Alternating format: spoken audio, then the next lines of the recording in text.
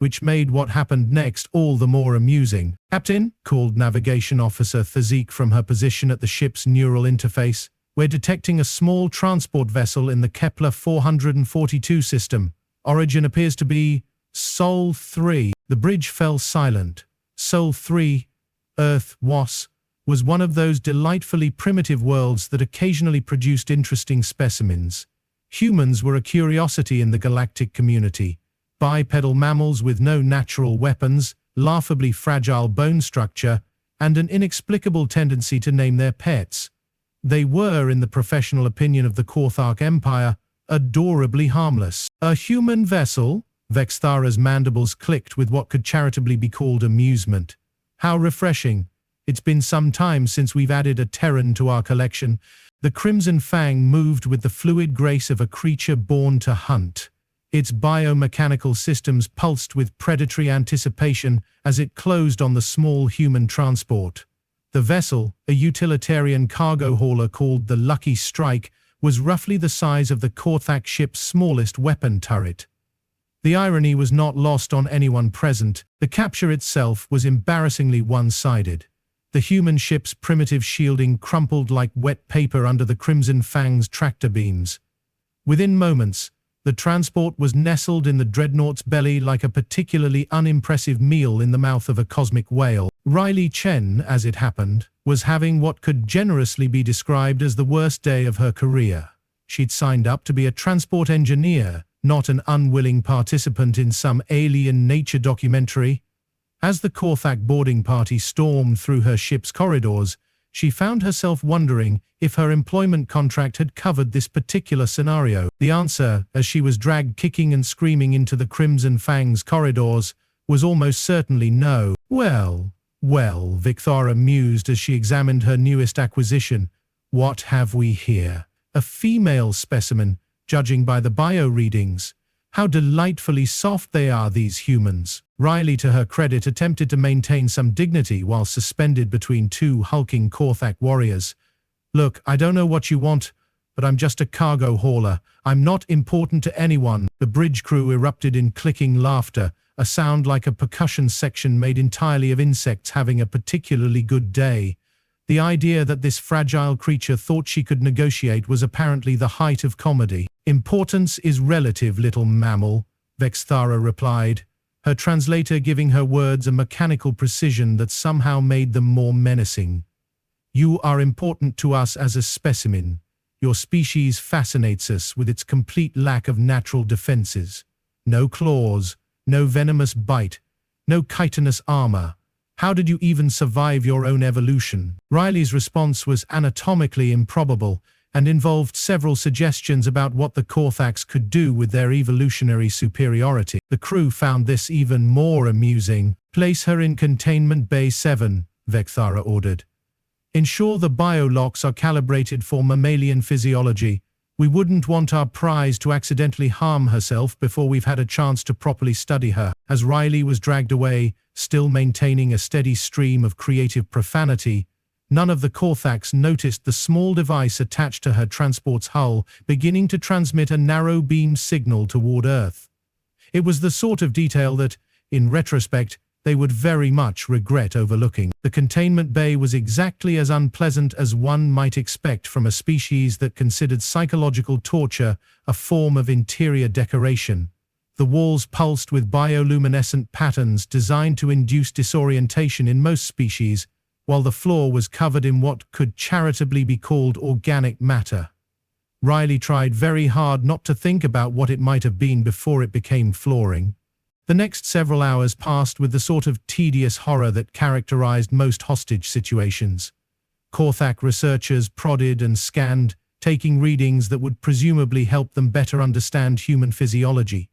Riley endured it with the grim determination of someone who had once spent 3 weeks trapped in a broken transport with nothing but recycled protein bars and her own company. It was during one of these examination sessions that things began to go wrong for the Korthaks. The first sign of trouble was warrior Kexthan failing to report for his patrol shift.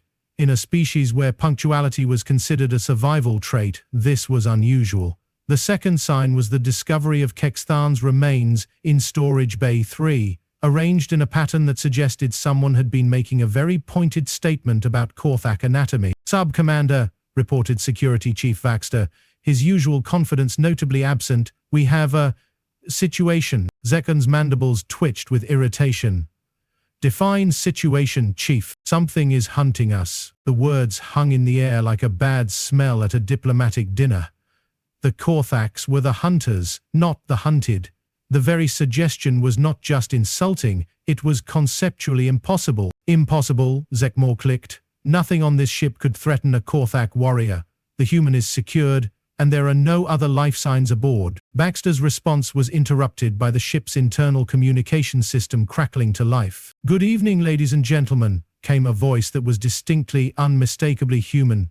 Male, with the sort of casual confidence that suggested its owner was having a considerably better day than anyone else present.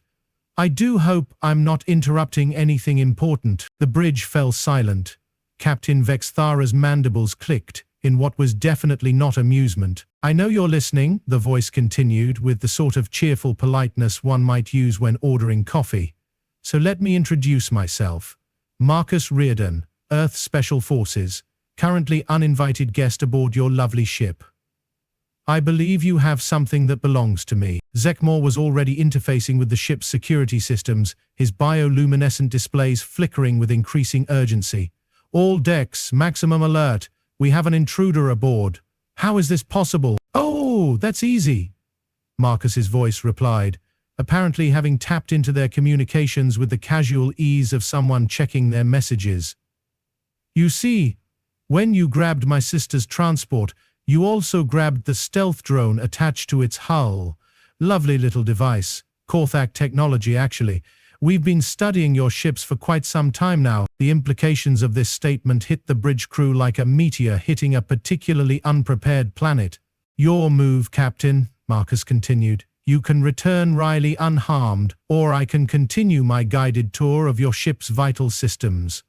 I've already visited your weapons array. Beautiful work, by the way. Shame about the control nodes." As if on cue, several consoles began sparking and going dark. Captain Vexthara had not achieved her position through panic or hasty decision-making.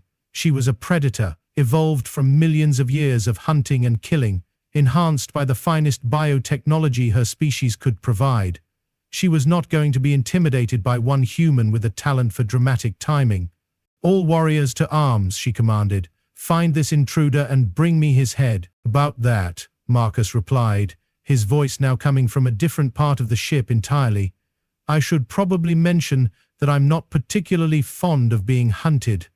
Tends to bring out my antisocial tendencies." The next few hours became a masterclass in the fundamental difference between predator and apex predator. The Korthak warriors were magnificent specimens, 8 feet of bioengineered killing machine, capable of ripping through bulkheads with their bare claws, and equipped with sensors that could track a whisper across a crowded room.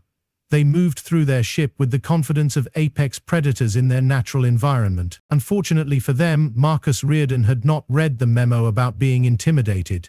The first hunting party found themselves facing an opponent who seemed to materialize from the shadows like smoke given malevolent purpose. Marcus moved through the ship's corridors with the fluid grace of someone who had turned violence into an art form, using improvised weapons and knowledge of Korthak anatomy that suggested Earth's intelligence services had been doing their homework. The second hunting party fared no better. By the time their remains were discovered, arranged in an anatomically improbable sculpture in the ship's main corridor, even the most confident Korthak warriors were beginning to reassess their position in the food chain. "This is impossible," Zekmore chittered, his bioluminescent displays showing increasing signs of system failures throughout the ship. "One human cannot be doing this." "Oh, but I'm not just one human," Marcus's voice replied from everywhere and nowhere at once. "I'm a human who's extremely irritated with your species' definition of hospitality." The ship's lighting flickered and dimmed. Emergency klaxons began wailing as critical systems failed in cascade patterns that suggested someone with an intimate knowledge of Korthak technology was methodically dismantling their ship from the inside out. Captain Vexthara watched her bridge crew scramble with growing horror as the reality of their situation became clear. The hunter had become the hunted, and their prey had very sharp teeth. It was then that Marcus Rearden stepped onto the bridge. He was not particularly impressive by Korthak standards, perhaps 6 feet tall, bipedal, lacking any visible natural weapons. His clothing was torn and stained with what was unmistakably Korthak ichor, and he carried what appeared to be a rifle, cobbled together from ship components and raw determination. What was truly terrifying was his smile. "Evening, folks," he said, with the sort of polite courtesy that made everyone present check their life insurance policies. "Lovely ship you have here, very organic." "You will die for this, human," Vexthara snarled, her mandibles clicking with rage. "We are the apex predators of this galaxy. You are nothing but soft-skinned prey." Marcus tilted his head with the expression of someone considering a particularly interesting philosophical problem. "See, that's where you're wrong," he said. "You're predators, certainly. Very good ones by most standards. But we humans, we're apex predators." The bridge crew clicked their derision. The idea was absurd. Humans had no natural weapons, no armor, no enhanced senses. "You hunt for sport," Marcus continued, his voice taking on the tone of someone explaining basic mathematics to a particularly slow student. "You kill for pleasure, collect trophies, dominate through fear. Very impressive. But you know what makes humans different?" He raised his improvised weapon, its targeting system built from Korthak components, painting every being on the bridge with lethal precision. "We don't hunt for sport, we hunt to protect what's ours. And when something threatens our pack," his smile widened, showing those disturbingly flat human teeth, "we don't just kill it, we make sure everyone else knows what happens when you mess with our family." The shot that followed was not a kill shot, it was a statement. Zekmor collapsed, his chitinous leg joints severed with surgical precision. The message was clear. Marcus could have killed them all already. He was choosing not to. "Riley," he called, not taking his eyes off the bridge crew. "Time to go, sis." Riley Chen appeared in the doorway, having somehow escaped her containment during the chaos. She looked at the scene before her, her brother standing calmly among the wreckage of the bridge, surrounded by cowering aliens who had been torturing her hours earlier. "Took you long enough," she said. "Traffic was murder," Marcus replied, then turned his attention back to Captain Vexthara. "Now, Captain, you're going to do exactly what I tell you. You're going to broadcast a message on all frequencies, a little warning for the rest of your hunting buddies." The message that went out across 17 star systems was brief, to the point, and delivered with the sort of casual authority that suggested Earth had been preparing for this conversation for quite some time. "This is Marcus Rearden, speaking on behalf of the human species. We've been watching you, all of you. We know your ships, your tactics, your weaknesses. We've been planning. And now, we're done being polite." The transmission included detailed schematics of Korthak technology, tactical assessments of their military capabilities, and a comprehensive database of every hunting expedition they'd conducted over the past decade. It was the sort of intelligence package that took years to compile. "Any species that has been hunted by the Korthaks now has the tools to defend themselves," Marcus continued. "Any species that wants to join us in hunting the hunters is welcome to contact Earth. And any species that thinks humans are easy prey." The transmission showed footage of the Crimson Fang's bridge, with its crew cowering before a single human with an improvised weapon. "Well, you know where to find us." The siblings departed in one of the ship's fighters, leaving the Korthak crew stranded with failing life support and a growing understanding that their position at the top of the food chain had just become significantly more precarious. In the weeks that followed, the Galactic community experienced what historians would later call the Great Realignment. Species that had lived in terror of Korthak hunting expeditions suddenly found themselves in possession of advanced weapons and tactical intelligence. Former prey became hunters. Former predators found themselves learning what it felt like to check the shadows before sleeping. The Korthak Empire, which had dominated 17 star systems through fear and superior firepower, discovered that their reputation for invincibility was considerably more fragile than they had believed. When your entire civilization is built on being the biggest bully in the playground, it turns out that meeting an even bigger bully can be something of a career-limiting experience. Captain Vexthara, when later questioned by what remained of the Korthak High Command, could only offer one explanation for how a single human had dismantled her ship and crew with such methodical efficiency. "You think they are not like us," she said, her mandibles clicking with something that might have been fear. "We hunt because we can. They hunt because they must. We are predators, but they—" She paused, searching for words that could adequately convey the horror of what she had witnessed. Remembers something else entirely. The universe, as it turned out, had always had apex predators. They just hadn't been paying attention to the right planet. And somewhere on Earth, in a small government facility that officially didn't exist, analysts updated their files on galactic civilization with a note that would have amused Marcus Rearden considerably. Status: hostile threat neutralized. Galactic community now aware that humans are not to be considered prey species. Recommend continued monitoring of alien hunting activities. Next review scheduled for 6 months. The note was signed by Riley Chen, who had decided that transport engineering was considerably less exciting than intelligence analysis, and had recently accepted a position with Earth's newly formed Interstellar Defense Initiative. After all, someone had to keep an eye on the predators, and as the galaxy was rapidly learning, humans had always been very, very good at that particular job. The universe, as it turned out, had a rather twisted sense of humor. While most civilizations spent their formative years discovering fire, inventing the wheel, and figuring out basic agriculture, the Korthak Empire had skipped straight to the let's hunt sentient beings for sport phase of cultural development. One might argue this represented a fundamental misunderstanding of evolutionary priorities. But the Korthaks had never been particularly concerned with outside opinions. Captain Vexthara prowled the bridge of her dreadnought Crimson Fang with the casual arrogance of someone who had never encountered a problem that couldn't be solved with superior firepower and an unhealthy dose of sadism.